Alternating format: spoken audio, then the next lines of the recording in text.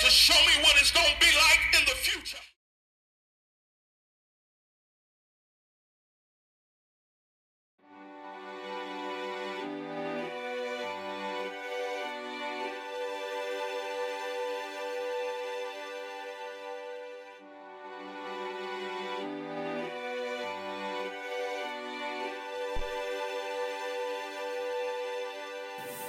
It's funny that when you grow old, your memories begin to fade away far into the distant past.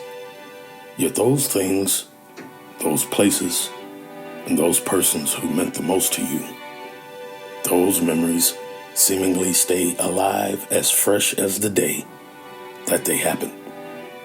Such are many of those experiences that often happen with me in my thoughts and in my dreams. Memories of a life that has moved far too fast and has left a trail of regrets that is now mostly, all of it, in my rear view. I once knew a man who told me of his younger life and just how fleeting it all was for him. He had a beautiful home in the suburbs, luxury vehicles, a beautiful wife that all the men wanted, a house full of beautiful and well-behaved children, and even a dog who he loved like his own flesh and blood. He spoke of the time lost and the many opportunities that he would allow to pass by him. He said that if he would have had more patience and manifested more faith, that his latter end would not have been that of lonely days and dark nights, but of a hope for a great future and a legacy that would not die along with him.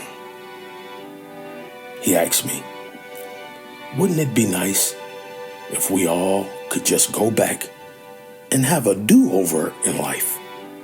I thought to myself, before I even opened my mouth, sir, I would be the first in that line and would repeat getting in that same line over and over and over again. It made me consider my current life, and in that moment is when I fell asleep and dreamed a dream of a boy I once knew whose name was John.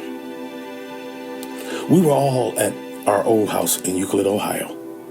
Me, my late wife Shanta, my daughter Shantae, whom we call Honey, my eldest son Ezekiel, our dog LeBron, and my son Ezekiel's best friend, a kid we all loved, whose name was John.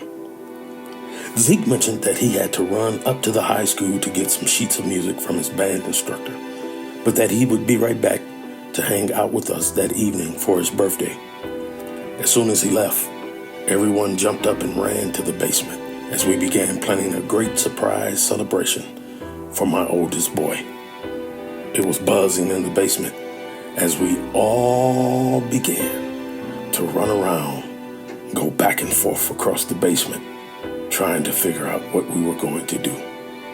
Even my dog LeBron was going crazy, jumping up and down, chasing his own tail, and jumping up on all of our legs and tapping us as if he was trying to get our attention to let him share his thoughts on how we should celebrate his buddy boy, Zeke. Shanta was laughing so hard at LeBron until she said, listen, man, I'm going upstairs to start cooking him a feast while y'all figure out the rest down here. We could hear the pots and the pans rattling, the water in the sink running, and as time progressed, we began to smell the scents of all of our favorite dishes that she would prepare in that kitchen, just like Mama taught her out there in Euclid. Still in the basement, I looked at Honey and John and said to them, listen, guys, we're wasting too much time. Zeke will be back here any moment now, and the only one that hasn't said something that doesn't sound crazy yet is LeBron. And of course, he barked in agreement with me, as he should have. My daughter Honey started pouting and vehemently kept stating that he wants to eat at a buffet, and y'all should know that. I said, why should we know that he wants to eat at a buffet when he likes to eat everywhere? Shanta then hollered downstairs in the basement and said, well, I'm up here cooking all his favorites, so he don't have to go nowhere if you know the truth. John then looked at me and said, do you know that he just wants to be with his family, eating good food, laughing, and having himself a good time. Plus, you know that he wants LeBron to be there, and we can't take that greedy rascal to nobody's restaurant. Man, I like to have fell out. Even in my dream, I thought that was one of the funniest lines I ever heard in my life. Consciously or subconsciously, that was wow. It was right in the middle of all of that madness that Zeke walked back into the house and came downstairs to the basement after lifting pot lid after pot lid, nibbling all of his mom's cooking upstairs in the kitchen. While wiping his mouth with his hand, he said, what is we about to get into for my birthday? I said, we about to run you to McDonald's and let you grab a burger and some fries, and you can supersize your drink if you want to. My daughter, Honey, said, that dude don't want no burgers and no fries, man. Zeke followed behind her and said, yeah, I ain't with the burgers and fries, Pops. Let's just chill and watch a funny movie and eat up all the food upstairs. I looked over at John, and he winked at me while laughing. So I told everybody, yep, let's go upstairs and smash your mom's cooking while it's hot. We had a celebration for the ages. It was a grand old time, just the way that we always liked it. We didn't need a lot of fanfare, and we didn't need to make a lot of noise. When it was time to celebrate, we just wanted to have fun with each other. And so we laughed the night away. After waking up on the couch from laughing and watching movies all night with my family, I thought about the mess that the kitchen must have been in from all the dishes. So I got up to go in there, and Shanta was wiping down the counters, but the kitchen had already been cleaned immaculately. I asked her, why didn't you wake me to clean the kitchen for you? As a matter of fact, give me that towel and you can go sit down. As she walked back to the living room to sit on the couch, I noticed that the day was breaking and the sunlight was beginning to peer through the curtains. She said, you know that kitchen has been cleaned since last night? Because John refuses to let anything stay a mess around here. So he took care of it for all of us. I said, oh, okay. How thoughtful of him. But as usual, where is he now, by the way? Shanta is now facing that same window that the light is shining through, with her back to me on the couch. And she said, you know that he's been long gone, boo.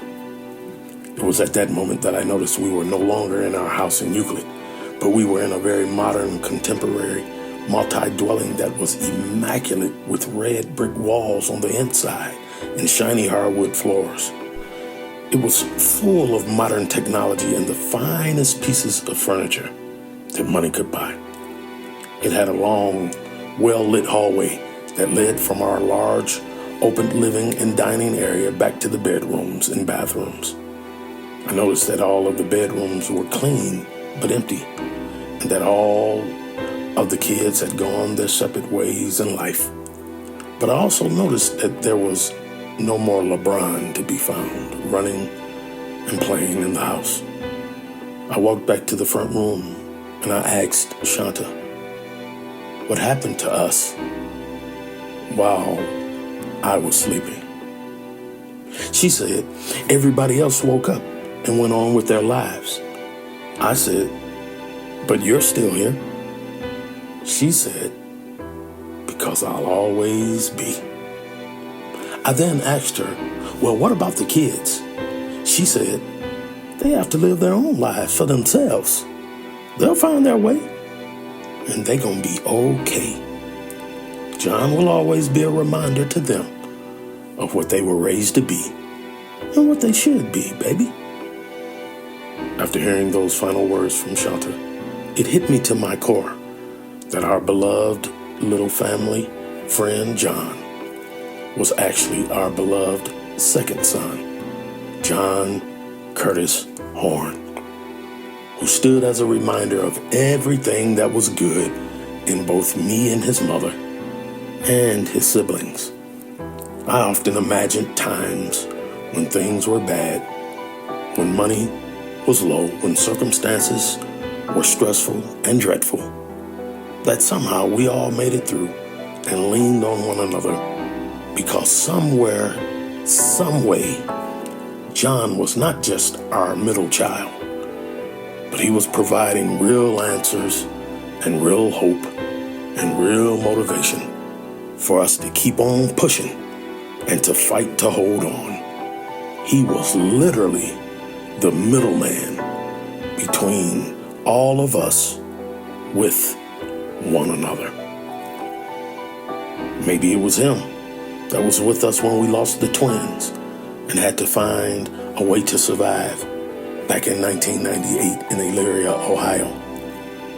Maybe it was John with us boarding a plane and moving everything that we had to Southern California to try to make things right for the long haul back in 2005. Maybe it was John in 2008 that forced a box full of puppies to land in my lap from my neighbor, and to have one of those puppies to literally step on the head of all the others just to get to my neck where he could cuddle up and hug it tightly and become our family pet, our beloved LeBron. He definitely became the glue that maintained our family unit for many years, believe it or not. Maybe it was John that kept us friends in 2011, where we decided that enough was just enough. And then immediately following that, through the death of my father. I often believe it was John in 2013, as I myself faced death while laying in the hospital for nearly 2 months that summer, with my body going in and out of septic shock as infection ran through my entire system, with not many visitors often beyond my mother. I believe that it was John who was there holding my hands through those dark and scary and uncertain nights, when there were many of those nights that I did not know if I would awake the next morning.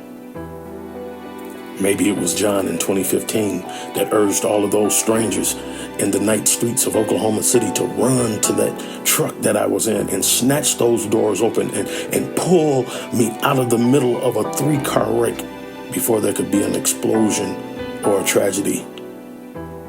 They pulled me out just in time. And right at the next intersection, 3 other cars had a 3-car wreck, and all 3 of those expired on the spot. Maybe it was John that helped to pick me up off of the floor of the emergency room of the hospital where my brother-in-law Larry died in November of 2016. Very unexpectedly and untimely. Or just a few months later in 2017, when my eldest brother and my father's namesake, Jesse Jr., was found dead from an overdose. Perhaps it was my son John in 2022, when my mother died, that continued to tell me to keep standing even though I wanted to die alongside of her. Maybe it was John that talked in my ears the whole drive up the highway to Cleveland to get to his mom's bedside as she was leaving this earth from organ failure. He was telling me to be strong in the midst of that loss for everyone else around me. Perhaps even it was my son, John Curtis, who gave me the strength to laugh more than I cried when part of his namesake, my younger brother, Norman Curtis, left this world way too early due to cancer. Maybe it was John that said, "Focus on the good times, Dad. And don't forget to tell everybody who Uncle Norman really was." Even now, as I contemplate a world without me in it, I believe that somehow John has been able to transform and transfer himself into the voices that I need to hear when life is overwhelming and the exit seems absolutely necessary. I believe my son reminds me that I was blessed with this life to be a blessing to many other lives and to somehow find a way to live for that. I don't believe that he ever wanted me to realize that me and my children and his mom actually went a lifetime living our lives struggling without him. One thing is for sure. If John was in all of the aforementioned things that I just said, then certainly I could never, ever imagine our lives without him. The chronologically confirmed first documented prophet of the Holy Scriptures, the man Job from Uz, once said in his book in chapter 3, verses 13 through 17, he said, "For if I had died at birth, I would be at peace now, asleep and at rest. I would rest with the kings of the world and prime ministers famous for their great creations. I would rest with the wealthy princesses whose palaces were filled with gold and silver. Why was I not buried like a stillborn child, like a baby who never lives to see the light? For in death, the wicked cease from troubling, and there the weary ones take their rest."